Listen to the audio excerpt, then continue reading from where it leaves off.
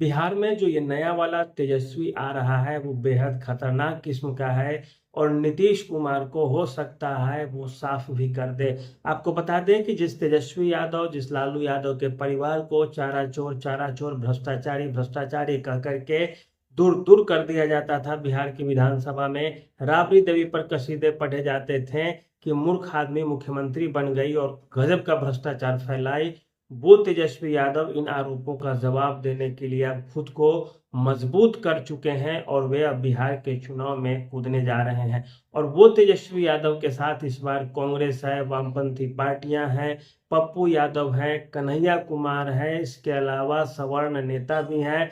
कई जदयू के वर्तमान विधायक जो राजद पे चुनाव लड़ने जा रहे हैं वो भी इस बार उस तेजस्वी यादव के साथ हैं। और वो तेजस्वी यादव इस बार सीधे सीधे दूसरे के वोट बैंक में भी सेंधमारी कर रहा है। मुकेश सहनी को उप मुख्यमंत्री बनाने का वादा कर चुका है। और इस बार जो लड़ाई है नीतीश कुमार और भाजपा की, वो उस खतरनाक किस्म के तेजस्वी यादव से है जो 3 मोर्चे पर जो जंग छिड़ गई है बिहार की राजनीति में। उस मोर्चे में एक जो सबसे मजबूत और कद्दावर मोर्चा है उसका नेतृत्व तेजस्वी यादव कर रहे हैं। आपको बता दें कि जिस तेजस्वी यादव पर चारा चोर का बेटा कह करके बेचारे को दूर दूर कर दिया जाता था बिहार की राजनीति में, उस तेजस्वी यादव को प्रशांत किशोर ने एक नया तर्क दे दिया है। प्रशांत किशोर ने जब से भाजपा के बड़े बड़े नेताओं के पोल खोले हैं, बड़े बड़े नेताओं को एक तरह से बेनकाब कर दिया है, चाहे वो अशोक चौधरी हो, सम्राट चौधरी हो, या दिलीप जायसवाल हो, संजय जायसवाल हो, उन पर जिस तरह से आरोपों की प्रशांत किशोर ने बौछार कर दी है और उन आरोपों का अधिकृत जवाब जो अब तक नहीं दे पाए हैं भाजपा वाले या जदयू वाले, उसका फायदा तेजस्वी यादव अब उठाते हुए दिखेंगे। कारण बताओ नोटिस, लीगल नोटिस जो जारी किया जाता है राजनीति में, इसके लिए कोई जगह नहीं है जब तक कि कोई सीमा रेखा को पार न कर जाए। लेकिन जदयू के तरफ से इस तरह का कारण नोटिस, अशोक चौधरी जी के तरफ से लीगल नोटिस भेज दिया प्रशांत किशोर को। अब प्रशांत किशोर भाई काहे को डरना, अब नेता ही कोई बनता है तो वो भाई जेल जाने से डरेगा तो फिर वो नेता क्यों बनेगा। यदि नेता बन गया और लाठी खाने से अगर डरता है तो फिर उसको नेता बनना ही नहीं है। प्रशांत किशोर भी उसी में से ठहरे। उधर से नोटिस आया, ये और बोले कि ये नोटिस जल्दी से वापस लो नहीं तो हम 500 करोड़ का और खुलासा कर देंगे। और यदि अब नोटिस नहीं लेते हैं तो अशोक चौधरी जाल में फंस जाएंगे कि भाई ये 500 करोड़ का जो हम उजागर करने की बात कहें उसी के डर से इन्होंने नोटिस वापस ली, लेकिन हम फिर भी लो ये 500 करोड़ को अभी भी उजागर कर रहे हैं। तो तेजस्वी यादव को अब सारी चीजें मिल गई है बात कहने के लिए कि जब भाजपा के नेताओं पर आरोप लगते हैं तो वो चुप्पी साध लेते हैं, जदयू के नेताओं पर आरोप लगते हैं तो वो चुप्पी साध लेते हैं और तेजस्वी पे बड़े निर्भीक होकर सब हमला करते हैं। इसके अलावा तेजस्वी के लिए एक और प्लस पॉइंट है इस बार कि इस बार कांग्रेस मजबूती से तेजस्वी के साथ खड़ा है। तेजस्वी कांग्रेस को जितनी सीटें दे दे चुनाव लड़ने के लिए, एक एक सीटों का मंथन किया जा रहा है और तब जाकर के सीटें दी जा रही है। इसके अलावा एक और चीज जो तेजस्वी के लिए इस बार फायदेमंद है वो ये है कि तेजस्वी यादव इस बार भूमिहार और ब्राह्मण मतदाताओं को अपनी तरफ आकर्षित करने के लिए भूमिहार चेहरों को, ब्राह्मण चेहरों को भी पर्याप्त मात्रा में जगह दे रहे हैं। बेगूसराय से बोंगो सिंह भूमिहार जाति के हैं, आरजेडी के टिकट पर चुनाव लड़ने जा रहे हैं। इसके अलावा परपतगंज विधानसभा से डॉक्टर संजीव कुमार जो जदयू के एमएलए थे, भूमिहार जाति से थे, इस बार राजद के खेमे में आ गए हैं और राजद के टिकट पर चुनाव लड़ते हुए दिख रहे हैं। डॉक्टर संजीव कुमार के पिताजी भी 5 बार के विधायक रह चुके हैं और ये भी कद्दावर नेता है उस क्षेत्र के। और इस तरह से देखें तो ब्राह्मण चेहरे भी पर्याप्त मात्रा में राजद में आने लगे हैं। आपको बता दें कि मनोज झा भी ब्राह्मण जाति से ही आते हैं। तो तेजस्वी का इरादा साफ है कि सवर्णों को भी लेके चलो, पिछड़ों को भी लेके चलो, दलितों को, मुसलमानों को, सबको लेके चलो एक साथ, तब जाकर के बिहार में मुख्यमंत्री की गद्दी पर बैठी जा सकती है। ये तेजस्वी अब भली भांति समझ गए हैं और इसी का फायदा उठा करके इस बार तेजस्वी यादव चुनाव में सामने सामने आ रहे हैं। पिछले चुनाव की बात करें, पिछले चुनाव में तेजस्वी यादव निस्संदेह 2020 के चुनाव में सबसे बड़ी राजनीतिक पार्टी बनकर के तेजस्वी यादव उभरे थे और 75 विधानसभा की सीटें जीत करके राजद अकेले अपने दम पर आ गई थी।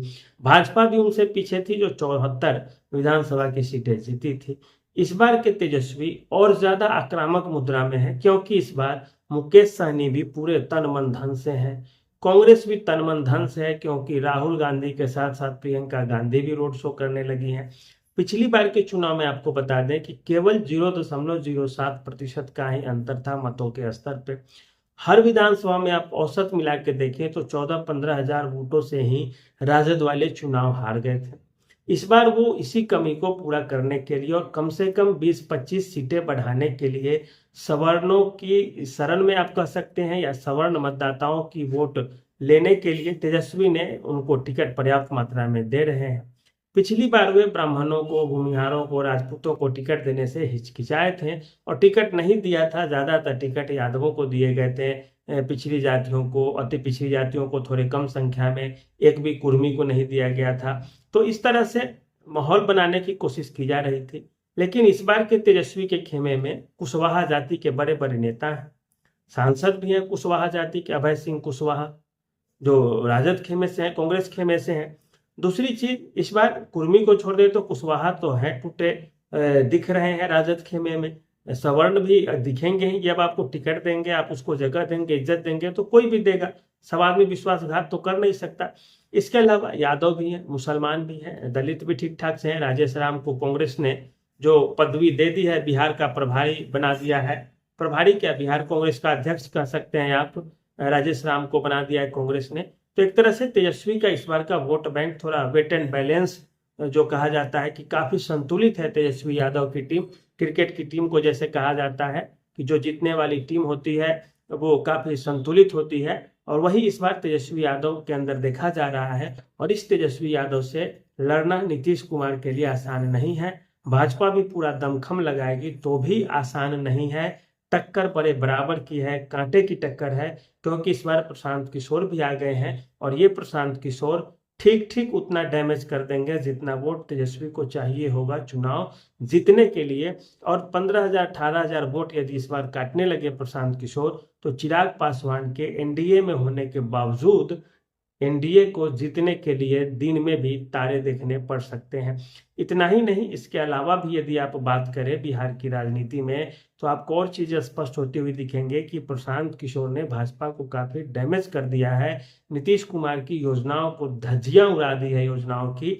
इसके अलावा पेंशन राशि में बढ़ोतरी, किसानों को मुफ्त में लेबर देना, इसके अलावा शराबबंदी को फिर से चालू करना, लूट खसोट भ्रष्टाचार जो मची हुई है प्रखंड से लेकर जिला तक, पंचायत तक, जिसमें गरीब तबका पीसा जा रहा है, ये सारे के सारे मुद्दे तेजस्वी जो उठा रहे हैं वो निश्चित रूप से नीतीश कुमार को सत्ता में वापसी के लिए काफी जद्दोजहद करनी पड़ेगी। और उसके बाद भी नीतीश कुमार की वापसी हो पाएगी ये कहना बड़ा मुश्किल है इस बार के चुनाव में, क्योंकि सब अपने अपने दमखम पे चुनाव लड़ रहे हैं, ताकत आजमा रहे हैं, पैंतरे दिखा रहे हैं। लेकिन बिहार का चुनाव 4 मोर्चे पे इस बार लड़ा जा रहा है। पूर्वांचल की सीटों पे असदुद्दीन ओवैसी सेंधमारी कर चुके हैं। 8 से 10 सीटें उनको मिलते हुए दिख रही है। भले उन्होंने दावा किया हो कि वो 24 सीटें जीत रहे हैं, लेकिन 10 सीटें तो वो घटा देंगे बिहार विधानसभा की। इसके बाद इधर जो सीटें बचेंगी उसमें 15-20 सीटें अभी जनसुराज वाले जीतते हुए दिख रहे हैं। और एक तरह से 210 सीटों के लिए जो मारामारी चलेगी उसमें बराबर बराबर भी देखें तो 105 सीटें बचती है। अगर कोई 110 भी ले आता है तो भी वो सरकार बनाने के लायक नहीं बचेगा। ऐसे में या तो ओवैसी से समर्थन लेना होगा या प्रशांत किशोर से। ओवैसी नीतीश कुमार को कभी समर्थन देंगे नहीं, क्योंकि वो भाजपा के साथ हैं।